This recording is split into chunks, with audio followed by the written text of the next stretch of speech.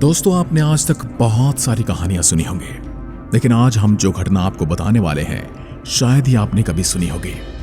आपने बहुत ऐसे लोगों को देखा होगा बचपन में जिनके बच्चे खो जाते हैं।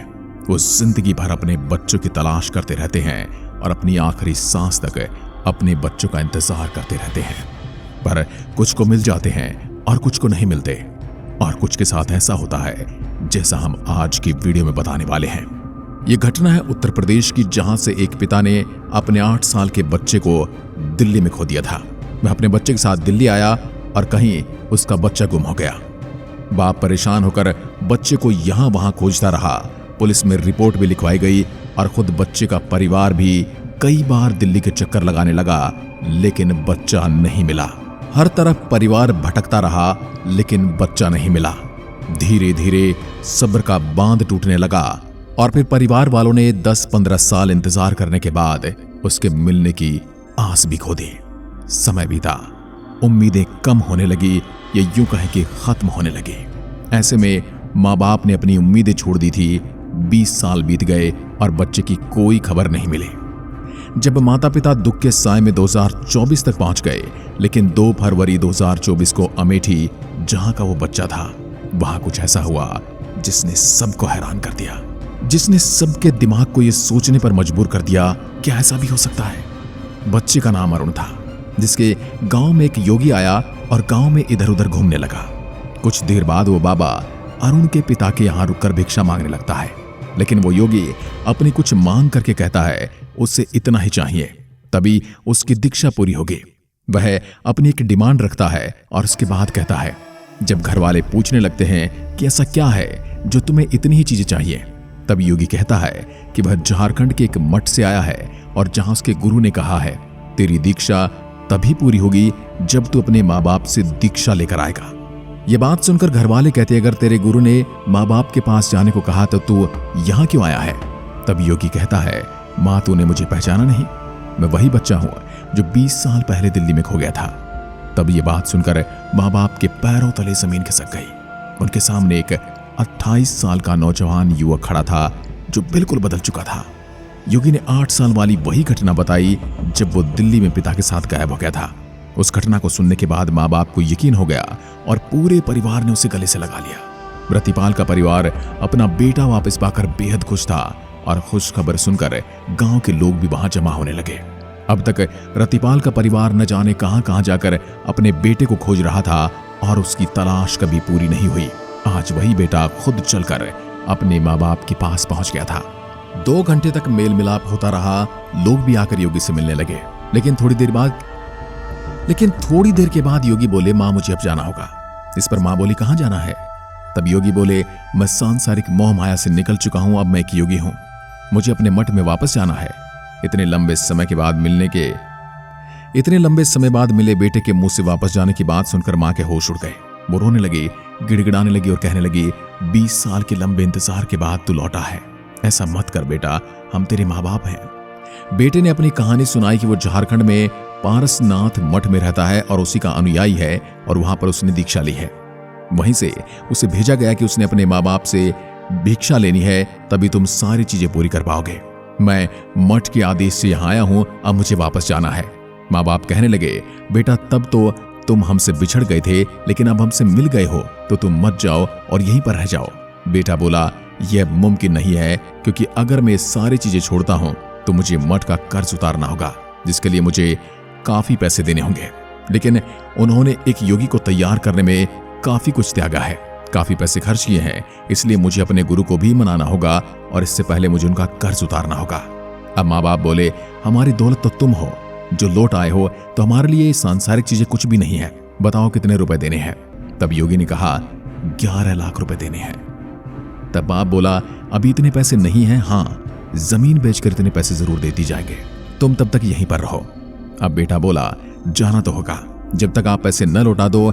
11 लाख से शुरू हुआ एक बेटा जब योगी बन गया है और उसे वापस संसार में लौटना है। अब वह मोल भाव करने लगा है और 3,60,000 में डील तय हो जाती है। उसने कहा, मैं ये रकम गुरु को दे दूंगा और ये चोला उतार कर एक बार फिर से सांसारिक जीवन में लौटाऊंगा। बेटा बोला, पहले जो आपने भिक्षा दी है उसे मुझे ले जाना होगा और उसके बाद मैं वापस आऊंगा और बेटे का फर्ज निभाऊंगा। पिता बोले, ठीक है, जमीन बेच देता हूं, तुम अकाउंट नंबर दे दो। योगी ने कहा, मैं तो योगी हूं, मेरे पास कोई खाता नहीं। हाँ, मठ में एक आदमी है, उसके खाते में डाल देना, मैं उससे ले लूंगा। बाप ने हामी भर दी और खुशी खुशी उसने अपने बेटे को गले से लगाया।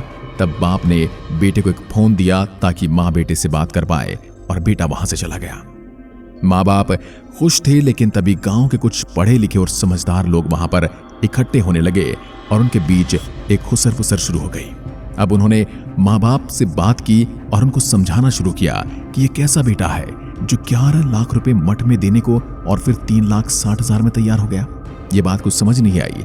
तब माँ बाप ने भी जोर डालना शुरू किया कि जब 8 साल की उम्र में बेटा खोया था तब वो कैसा दिखता था। अब योगी बाबा को देखकर नहीं लग रहा था कि बेटा उनका था और अंदर से जज्बात भी नहीं आ रहे थे कि हमारा बेटा है।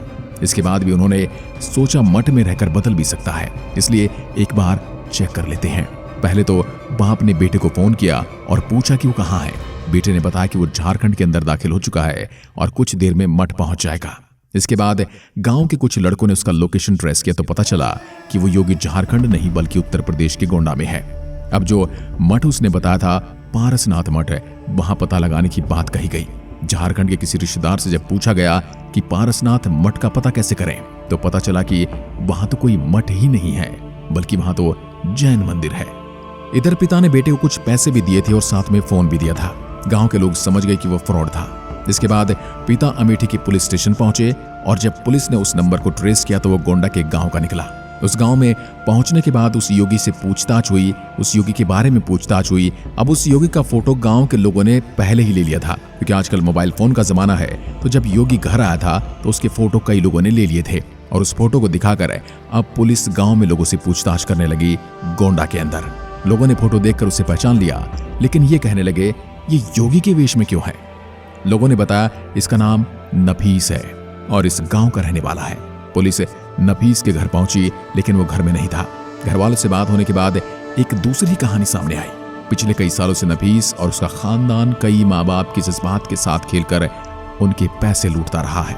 2021 में ये पलाम्बो गया, जहां अभिमन्यु कुमार का एक लड़का गायब था। नफीस वहां गया और वहां से पैसे लिए, महंगी चीजें ली और फिर कभी वापस नहीं गया। एक बार एक मुस्लिम परिवार के पास 2011 में गया, जहां इफ्तिखार नाम का बच्चा गायब था। तब नफीस का बाप गया था, उसने अपने बेटे को दिखाया कि ये तुम्हारा बच्चा है। इफ्तिखार के बाप ने बताया कि बच्चा मिला, लेकिन उसे एक मंदिर के पुजारी ने रखा हुआ था। अब इतने सारे दान दक्षिणा चुकाना पड़ेगा। पैसे लिए और फिर से लोग गायब। ऐसी कई घटनाएं इस पूरे परिवार ने अब तक की थी। जिस घर का बच्चा गायब होता है वो लोग जाने कहां कहां पहुंच जाते हैं। कर्ज उतारने के चक्कर में लोगों से ठगी की जाने लगी है। एक माँ बाप के इमोशंस के साथ खेला जाने लगा है। हाँ, ये ठगी का थोड़ा तरीका अलग है और बहुत ज्यादा हैरान करने वाला है कि एक माँ बाप के जज्बात के साथ खेलना और उन्हें लूटना क्या किसी को हजम हो सकता है। अब आपको ये लग रहा होगा कि आखिर इन्हें ये कैसे पता चला कि किस घर से कौन सा बच्चा गायब हुआ। अब इसकी जांच पड़ताल करने के बाद पुलिस को पता चला कि लोग एक शिकार में एक साल उनकी निशानदेही और रेकी पर खर्च किया करते हैं। जो लोग गरीब होते हैं उस घर में ये लोग कभी नहीं जाते, बल्कि उन लोगों के घरों में जाते हैं जो थोड़ी बहुत जमीन रखते हैं या फिर थोड़े बहुत पैसे वाले होते हैं, ताकि लोग जमीन बेचकर इन्हें पैसे दे दें, या जिनके पास हैं तो वो ऐसे ही पैसे दे दें। अलग अलग शहरों में जाकर रेकी पर बच्चों को लगा दिया जाता है और ये पता किया जाता है कि इस इलाके में किसी का बच्चा गायब हुआ है तो उसकी क्या क्या डिटेल्स हैं, किस इलाके में किसका बच्चा गायब हुआ और फिर वो किस तरह से गायब हुआ। जिसको जिस इलाके में भेजा जाता है उस इलाके में उसे दोबारा कभी नहीं भेजा जाता। फिर ये लोग प्लान बनाते हैं और फिर एक योगी बाबा भिक्षु के रूप में वहां पहुंच जाते हैं और फिर कर्ज उतारने के नाम पर पैसे लूट लेते हैं। 2 फरवरी को घटी ये घटना अखबार के हर पन्ने पर थी कि खोया बच्चा योगी बनकर लौटा, लेकिन 5 फरवरी आते आते ठगी का ये नया तरीका लोगों के सामने आ गया। इस घटना से आप समझ गए होंगे कि हमारे आसपास अब कैसे लोग रहने लगे हैं। इस घटना से हम आपको यही समझाने की कोशिश करेंगे कि अगर आपके आसपास भी किसी का बच्चा खो गया है और फिर इन्हें वापस मिल जाता है तो उसे थोड़ा समझने में एहतियात बरतिए।